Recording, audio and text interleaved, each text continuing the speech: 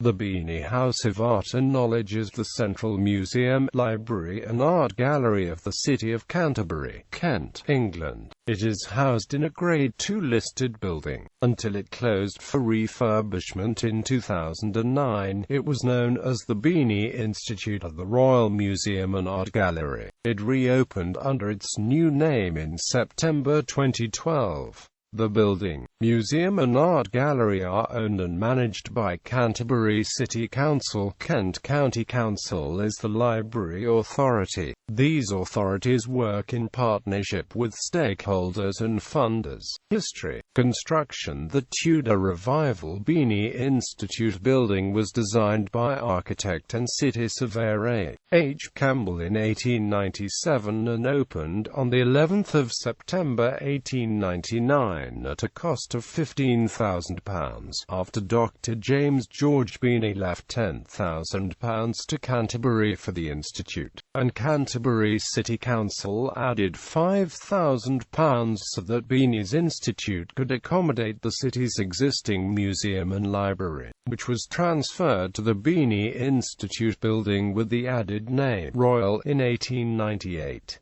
That existing museum and library had originated on Guildhall Street in 1825 as the Canterbury Philosophical and Literary Institution, being bought by the city in 1846 and was established as the Canterbury Museum and Public Library in 1858. The Guildhall Street building in Sun Yard now contains the local branch of Debenhams and bears a blue plaque. Beaney was a colourful character whose professional life was beset by controversy with the Melbourne medical establishment. His bequest was left for the erection and endowment of an institute for working men, in which his own portraits were to be hung in the main hall. Canterbury would have received another £60,000 from the residue of his will. However, Beaney made up his differences with Melbourne, and by the end of his life a codicil was added so that Melbourne received the £60,000. The public contribution to the Institute's fittings included £1,050 from Joshua Cox, and a gift from the Slater family enabled the 1934 Slater wing with art gallery to be built at the back. The free library and reading rooms were on the ground floor. The museum and art gallery were on the first floor. The basement contained the natural history department, storage and workroom. The mahogany cases came from the British Museum, paid for by W. Oxenden Hammond and a Miss Lawrence, and adapted by Cubits. The Victoria and Albert Museum and Royal Dilton lent items for display. From at least 1899 to 1913, Francis Bennett Goldney was the honorary curator, with Henry Thomas Mead as assistant to deputy curator and librarian and Henry Fielding as secretary. Between 1913 and 2008, the library's stock increased from 12,000 volumes to 2 million, including 17th and 18th century texts, maps, local media and directories. It was designed with rooms for newspapers and journals, and a magazine room as well as lending and reference libraries. The 200 Scott Robinson books about Kent are part of the local history collection. In the 1944 film A Canterbury Tale, the Beaney Institute building was director Michael Powell's inspiration for the Culper Institute. The Joseph Conrad centenary was celebrated there in 1957, with an exhibition of his books and papers. Ken Reedy has been curator since the early 1970s. There was an exhibition of Giles cartoons in the gallery from the 20th of December 2006 to the 3rd of February 2007. For a century there has been a tradition of pavement art in front of the building. Craig Taylor was among the last in this tradition, and after his death in 2009 the public left floral tributes on the pavement. Refurbishment. together with the associated project to redevelop the Marlow Theatre site. The Beaneys' 2009 to 2012 refurbishment was intended to transform that part of the city centre into a vibrant cultural quarter. Bidding started in 2003. The Heritage Lottery Fund granted the project £6.5 million for redevelopment of building and services to provide space, facilities, displays, an extension, disabled access, a glass lift and educational spaces. Extra space would permit display of those collections previously hidden from public view. The intention was also to extend the gallery and provide further galleries for exhibitions. Plans for the library included an enlarged space for books and for a children's library and local studies centre, with a space for teenagers. Local people including teachers were involved with planning. Canterbury City Council, Kent County Council, private sources and donations made up the project funding to £11.5 million, with the South East England Development Agency contributing £975,000.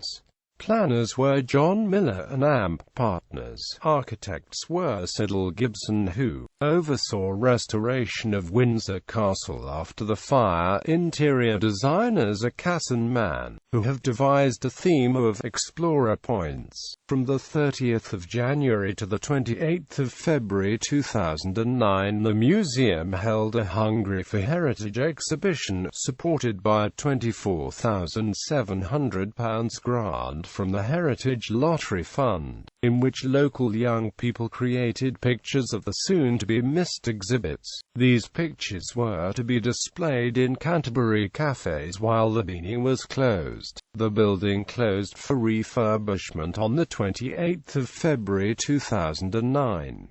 By the 8th of June 2009, the two councils had cleared out all exhibits, partitions and office material from the building, exposing the colours of early decorations in the process. They had great difficulty in removing Sidney Cooper's Huge Charlie the Bull from the stairwell. The project attracted some controversy. An archaeological dig by the Canterbury Archaeological Trust started on the site of the new extension in September 2009.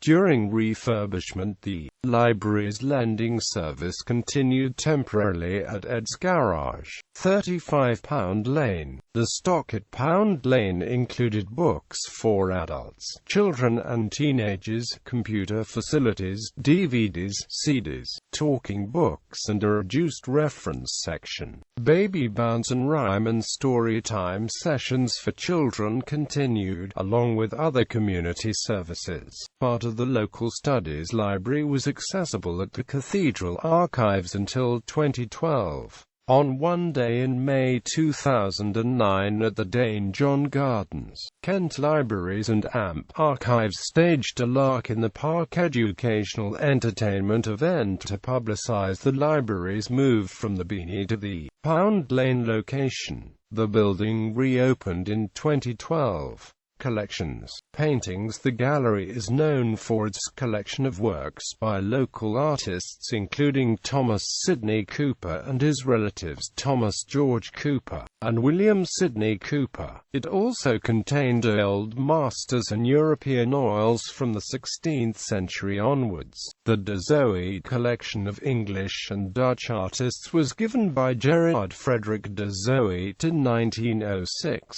The museum originally had a Van Dyck painting of James I's daughter and a Burne-Jones Wheel of Fortune in oils. It has a collection of engravings and prints of Old Canterbury, given by Dr. Pugin Thornton and J. Henniker Heaton, besides the Ingram collection of engravings and drawings of India, and the Godfrey collection of old Italian engravings. In the gallery's collection are paintings from the Norwich School and by Adrian Adrian Scott Stokes, besides a 16th-century portrait of Chaucer, 2 Jacob Epstein portrait busts and one by Henry Weekes. One of the last important acquisitions was Sir Basil Dixwell by Van Dyck, bought for £1 million by Canterbury on behalf of the museum in 2004.